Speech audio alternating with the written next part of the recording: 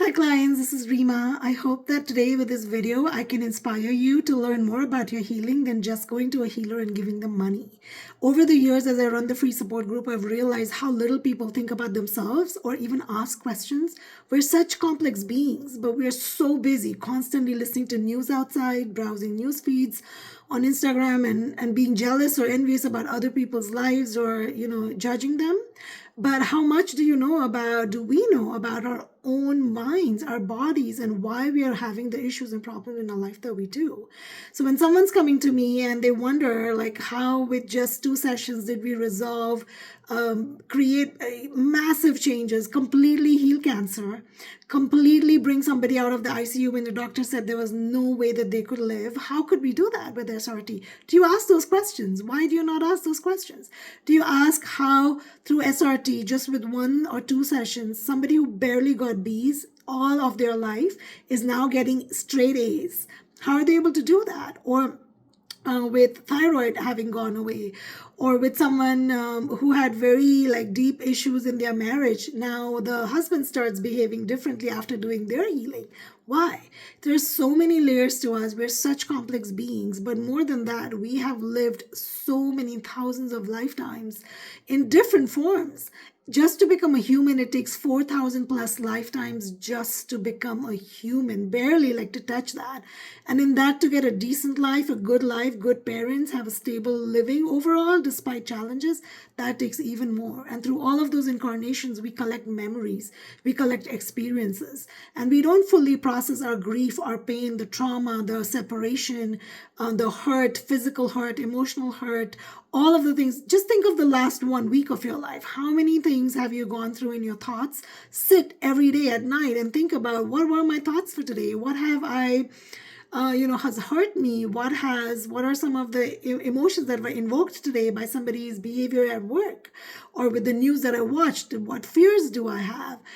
Do I feel like I constantly am betrayed? Do I feel not good enough about myself? Where am I not confident? What is the reason for that? Because we were not born, God, first of all, we were not incarnated or born to be just imperfect. We were not born to suffer. You were not born to just because, it's not like you're not confident just because. No, there's always a reason. There's always a reason deeper than what's being presented. So when someone comes to me and we're able to heal cholesterol for someone with or cancer in just 2 sessions of SRT, thyroid, these are all proven ones. I'm not just throwing numbers. I have done this for my clients. SRT works. Because I'm not saying I'm not going into your heart. I'm not going into your physical body. I'm not dissolving any fat. We're finding where are the emotional roots, where are the spiritual roots of the symptom that your body is presenting. Your body is only showing you a symptom. It's showing, like, I have one, some of you know, I have one major pain that I'm dealing with since 2 years, and we've done SRT, we've done some other work on it. It heals and it comes back. It heals and it comes back. Now, I haven't ventured or given it enough time to get into family tree. I've started it, but I've not finished it.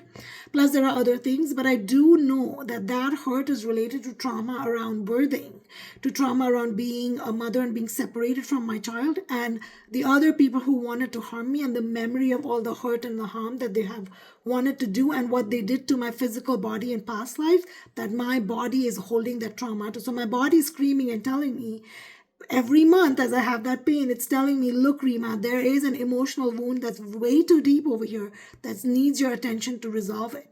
The problem is it's not going to be solved by me going to through a surgery, because the surgery will remove that issue from my physical body now. It's not going to remove the emotional wound that's sitting deep inside my soul, my subconscious. The subconscious is your storage house. It stores all your memories. It stores your feelings, your beliefs, your thoughts. So it's not going to remove it from my subconscious, which means that in this lifetime, I could get surgery and feel okay about it, right, in my physical body, but that emotional wound will show up in any other way in my life until I actually take the time to process the grief, to remove the wound, to kind of open it, right? Think of a thorn being in your physical body. If there was a thorn and then it gets covered, if there was a splinter, and you don't even realize there's a splinter, but you know that there's something irritating, which is basically you feel depressed, or you feel like irritated, there's anger issues, or you have marriage problems, you feel that other people are constantly betraying you, you have anxiety, or you have physical problems like thyroid cancer. That's that splinter. There's something that's irritating, and all of the symptoms that you're getting physically, emotionally, mentally, or the obstacles in your life, those are just symptoms. They're not really the problem. So what we are doing now is we're just not paying attention to the splinter, right? You're letting it sit there. What you're saying is, okay, can I go to a crystal therapist? Can I go to an astrologer? Can I just try to, all of those are surface level, because they're not going to open and remove the splinter. They're just going to try to, oh, let's just, if you're feeling irritated, let's just put some alcohol, right? Or let's just give you some kind of treatment to feel better in the moment. It's a band-aid. What actually we need to do is surgically open. We need to open it, which is painful. It is painful, it's uncomfortable, and we avoid it, right? So we avoid looking at our emotions. We avoid looking at that particular argument I had when somebody said, I'm just giving a random example, right?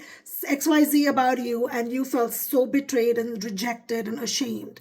Or, things that you have been told since childhood that are sitting somewhere in your mind, and you're trying to just not look into them. You want to forget them. You're saying forget them, but they're there. If you still know that they are there, if you recognize those emotions, if somebody saying something, watching a movie, seeing the news causes you to feel emotional, some kind of trigger, right? Or if in an argument someone says something and you feel like, especially someone who's close to you, and it kind of agitates you, that means the splinter is still there. There's a trigger. The trigger is only telling you that, hey, look, there's a wound that needs to be healed. So we need to surgically open it, and we need to look at how deep the splinter is, where it is. Are there more splinters? Has it caused any toxicity, right? Has it caused any major infection? Are there other areas and organs, right, that are around that have been hurt? Has it impacted the functioning of your hand and your finger? What are the chances that you're likely to, again, catch another splinter? I'm looking at all of those things as a spiritual response therapist. I'm opening up all of the lifetimes that you've lived and all of the incarnations that you've had and the memories and beliefs as you absorb knowledge. We are constantly absorbing the world around us, and we're making our thoughts and beliefs, and we're deciding what I want to keep, what I want to let go, what I want to store in the subconscious mind as my storage house. Now, it's very easy for us, though, to say, let's say you saw the news of Russia and the war, and that's disturbing to you. And you might just say, I'm not going to think about it. But it's already has disturbed you. It's already there in you, that emotional kind of, it's not a wound. It's not necessarily traumatic. It may not be. It's disturbing. It's there. Now, if you do not surgically open, if you do not spend time with it, if you do not ask yourself deeper questions and reflect on it, what about this is hurting to me? What are some of the emotions and thoughts and beliefs it's invoking in me? Is it making me afraid and insecure about my own life? Is it invoking feelings of helplessness in me? Is it making me wonder if I'm safe in this world? If you're not going to sit with it, you're not going to process those emotions and grief, and that those thoughts and beliefs from a simple set of news is going to sit in your system like that small splinter. That's a tiny splinter, and it's going to cause toxicity and infection over time, and that's going to turn into some kind of illness or some kind of like irritation and anger issues or depression at some point. Now, this is such a tiny part, right? But now think of someone, or as growing up, if you had parents that were constantly either telling you to be a good girl, a good boy, which means they were kind of pushing the people-pleasing behavior of you must do something to earn our affection, right? The goodness. You have to be good. You have to do something that has a label of being good. So there is a condition attached to love. If you're good, then we'll reward you. If you're bad, and who decides the good or the bad? The parent decides that. So there's a condition to it. Or if you had parents that were very critical of you, if you had teachers that were very critical of you, if you had someone who has physically hurt you, who has sexually hurt you, now not only your emotions and your mind is holding this deep, deep set of trauma, the whole experience, your body has experienced it as well. and your body is holding to that experience. Now, it can be holding to that experience in literal organs of your body. It can be holding that in your glands. It can be holding it in your subconscious mind, which is your emotions. And it's going to show up as issues and problems with low self-confidence, not feeling comfortable with intimacy, trust issues. It can show up as depression and anxiety. It can show up as cholesterol. It could show up as thyroid. It can show up in any way. But basically, your body is telling you, look, there is a splinter that is much deeper. Probably it's a nail that needs your attention. And I, as a practitioner, open that and I assess. Now, when we are working with the client, it could mean that somebody is very open in their soul, deeper level. You may not even recognize that. They're very open to being vulnerable, and despite feeling fearful. They're allowing me to kind of do the surgery, right? To open it up and look at the darker, deeper, fearful parts and remove that thorn, even if it hurts, and heal it. There are others who are going to resist it because it's too much. They don't have the emotional will or the emotional immunity. They're not ready. And there are yet others that are completely closed and they're like, nope, I'm not going to look at this. So their soul is going to show up as healing obstacles, a lot of obstacles in their healing. Or like, I can't even heal them, start the healing journey. Or I'll heal and the problem will come back.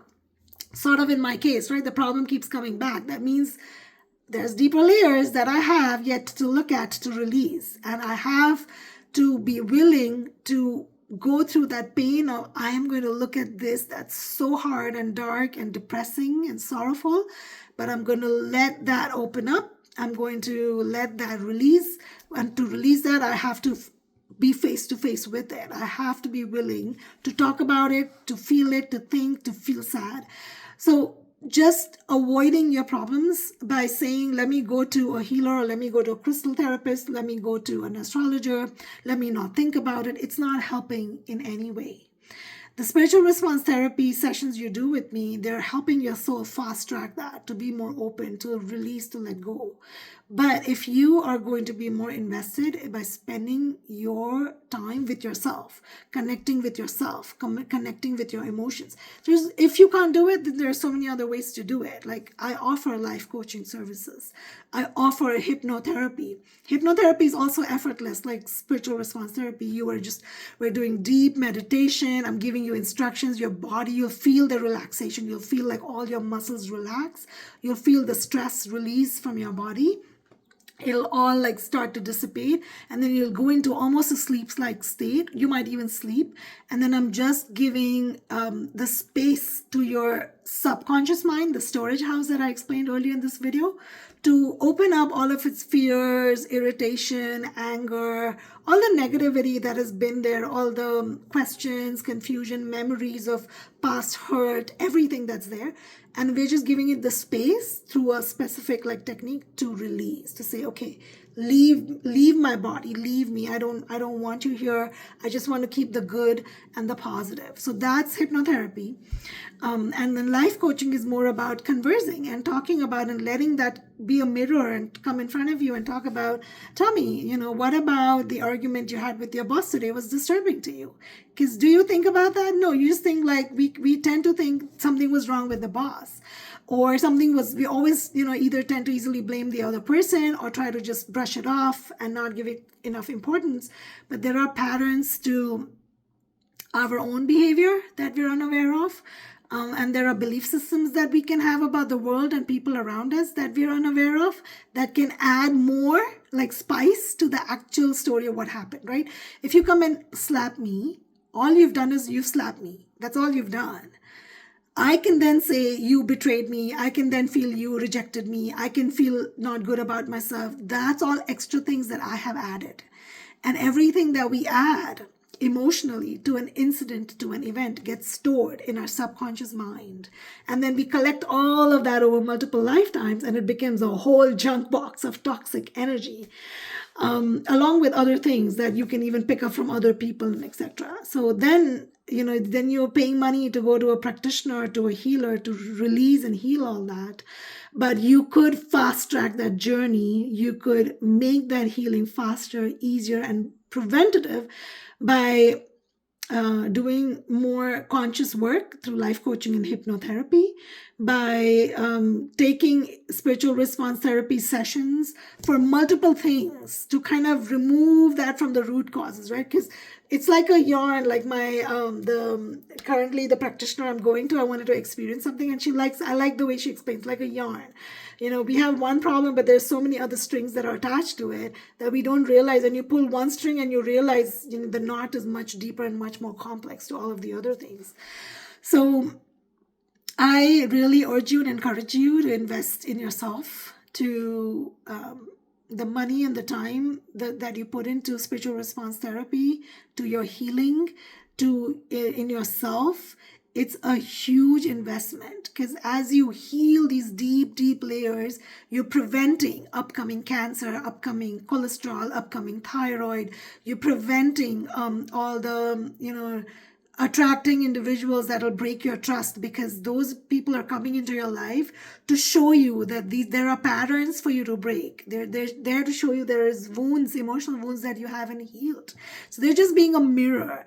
And as you finish, if you clear all that baggage, automatically your energy will shift, your existence will shift, your choices will shift. You won't even realize who you get attracted to and which people around you will shift. And we can do that with SRT, definitely. But if you invest yourself, if you also take a foot forward along with me, it's going to bring a lot more positive change for you.